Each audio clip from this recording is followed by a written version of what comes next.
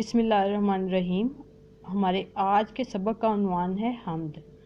حمد سے مراد ہے وہ نظم جس میں اللہ تعالیٰ کی تعریف بیان کی جائے۔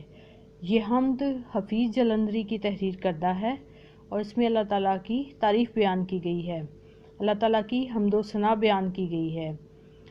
پہلا ہمارے پاس جو شعر ہے اس میں اسی نے ایک حرف کن سے پیدا کر دیا عالم، کشاکش کی صدائے ہا ہو سے بھر دیا عالم۔ حرف کن سے مراد ہے ہو جا۔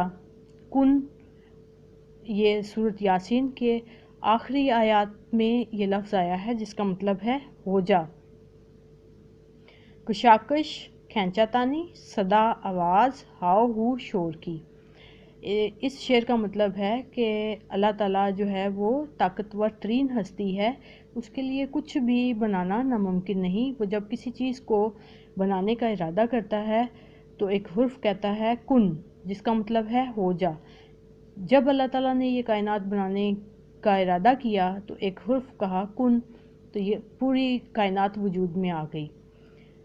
اس کے دوسرے مصرے کا مطلب ہے کہ اللہ تعالیٰ نے اس کائنات کو سجانے کے لیے، اس میں رونق بخشنے کے لیے اس میں کائنات کو پیدا کیا، جن کی آوازوں سے یہ کائنات جو ہے، یہ دنیا جو ہے وہ بارونق ہو گئی۔ اس میں دوسرا شعر ہے، نظام آسمانی ہے اسی کی حکمرانی سے، بہار جاودانی ہے اسی کی باغبانی سے۔ نظام آسمانی سے مراد ہے آسمان کا نظام، نظام شمسی، ستاروں سیاروں سورج چاند کا نظام۔ بہار جاودانی سے مراد ہے ہمیشہ رہنے والی بہار، اور باغبانی سے مراد ہے دیکھ بھال کرنا۔ زمین پر اللہ تعالیٰ کی قدرت کی بے شمار نشانیاں ہیں۔ زمین اور آسمان پر اللہ ہی کی بادشاہت ہے۔ اللہ تعالیٰ نے ہی یہ زمین اور آسمان بنائے۔ اجرام فلکی یعنی آسمان پر چاند، سورج، ستارے اور سیاروں کے نظام میں باقاعدگی اسی کے حکم سے ہے۔ یہ دنیا جو ایک باغ کی مانند ہے، اس کا باغبان بھی وہی ہے۔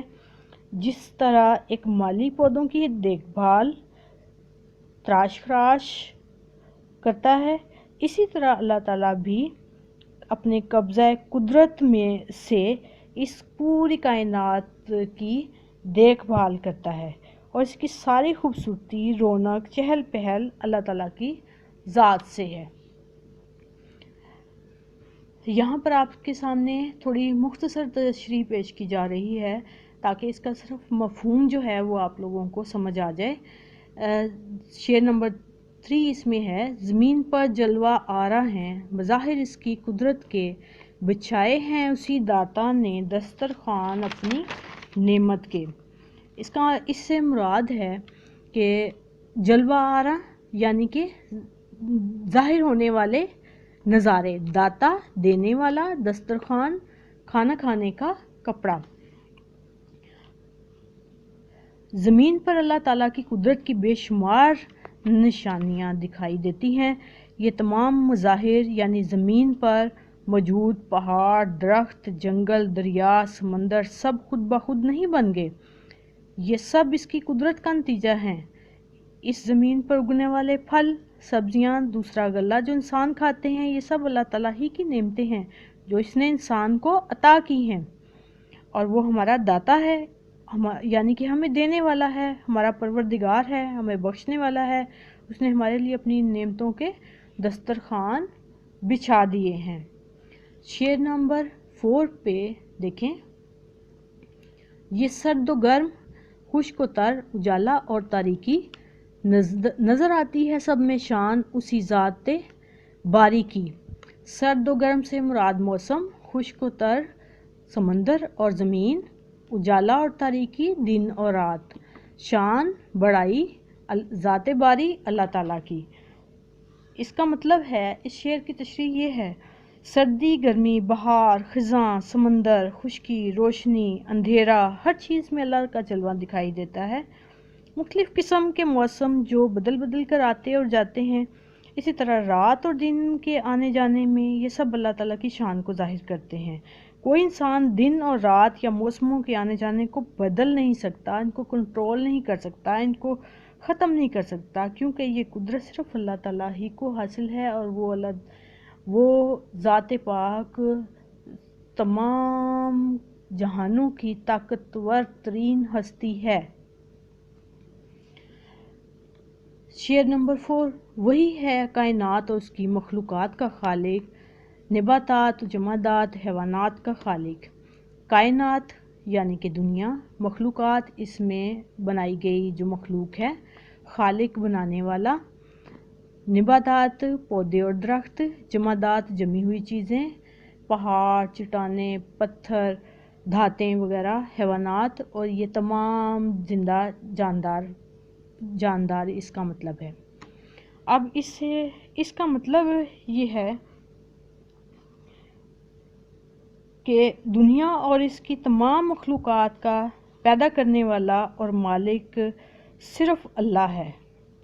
اس دنیا کی تمام چیزیں، خواہ وہ جاندار ہوں یا بے جان، پہاڑ ہوں یا دریا، پودے ہوں یا چرند پرند، سب کا پیدا کرنے والا اللہ تعالیٰ ہی ہے۔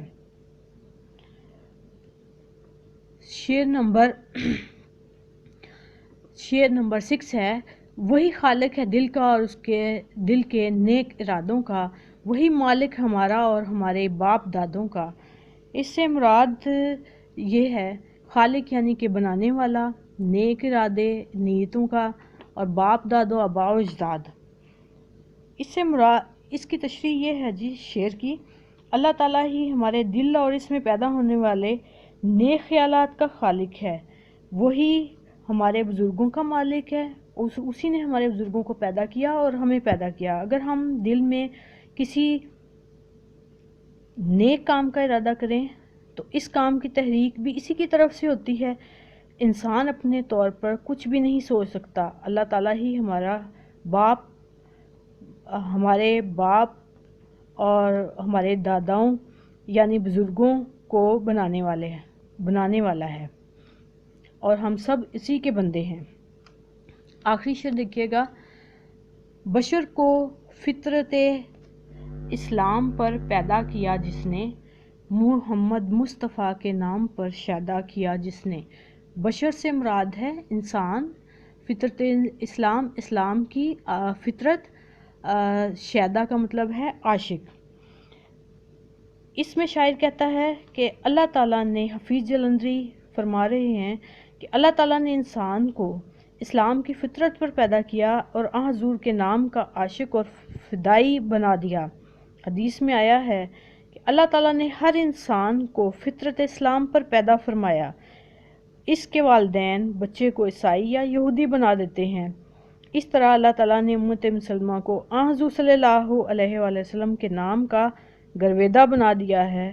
اللہ تعالیٰ کی محبت اسی بات اور عمل میں پوشیدہ ہے کہ انسان کا حضور صلی اللہ علیہ وآلہ وسلم کی سنت پر کی پیروی کریں اور ان کی فرما برداری کریں۔ لہٰذا اس نظم میں اللہ تعالیٰ کی تعریف بیان کی گئی ہے۔ امید ہے آپ کو سمجھ آ گئی ہوگی اس کے مفہوم کی۔ شکریہ۔